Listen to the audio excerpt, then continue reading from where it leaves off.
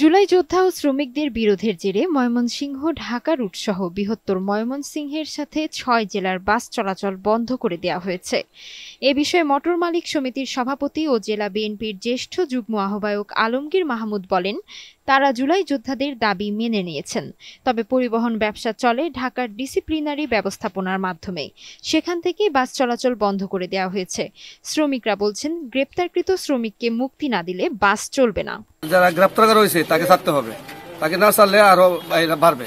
শুধু ময়মনসিংহ না, সারা বাংলাদেশেই বন্ধ হয়ে যাবে গাড়ি। তারা বলছে, তারা বলে দিচ্ছে আমরা শ্রমিক না ছাড়ে তাহলে ময়মনসিংহ না পুরা বাংলাদেশে আমরা বন্ধ করে দেবো। ঘটনা হয়েছে মূলত সে এনসিবির জুলাই যোদ্ধা লোক, তার বুকে কিন্তু লেখা নাই। তো সে ২০-২৫ মিনিট এখানে গাড়ি দাঁড়ানো ছিল, সে ২০-২৫ মিনিট এখানে ছিল না।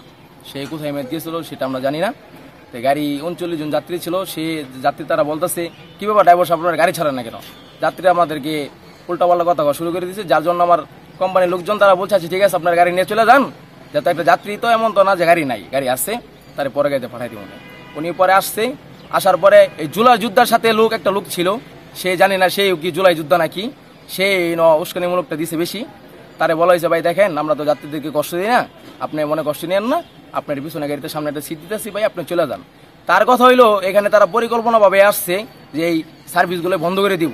আর যদি সার্ভিসই বন্ধ করে দেয়, সারা বাংলাদেশে আওয়ামী লীগের প্রতিষ্ঠান আছে, বন্ধ করলে আগে এইগুলো বন্ধ করতে হইব, পরে এগুলো বন্ধ করতে হইব। কেন শ্রমিকের পেটে লাথি দিব? আমরা কি শ্রমিক না? আমরা তো কোনো মালিক চিনি না।